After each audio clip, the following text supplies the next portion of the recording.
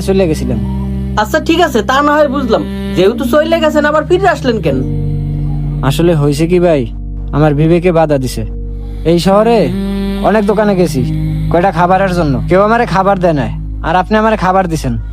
এই জন্য আমি আবার ফিরে আইছি আপনার টাকাটা ফেরত দেওয়ার জন্য। ভাই আপনি আমারে মাফ করে দেন, আপনি আমারে খাবার দিছেন অথচ আপনার টাকাটাই আমি মাইরে দিতে লইছিলাম। লন ভাই, টাকাটা রাখেন।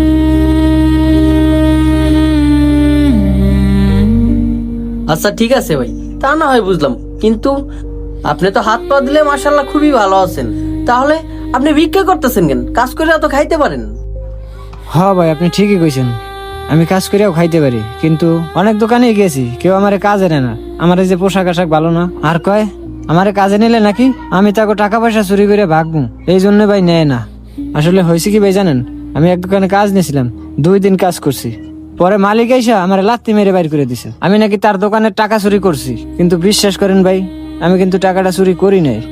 টাকাটা চুরি করছে তার ছোট ভাই, আর এই অপবাদটা আমার গাড়ি ফেলাইছে।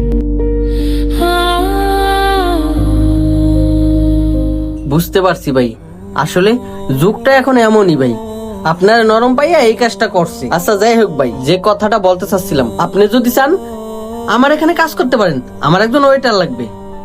এখন আপনার যদি কোনো সমস্যা না থাকে তাহলে আমার এখানে কাজ করতে পারেন, 3 বেলা খাওয়া আমু আর মাস শেষে কিছু টাকা দিমুনে।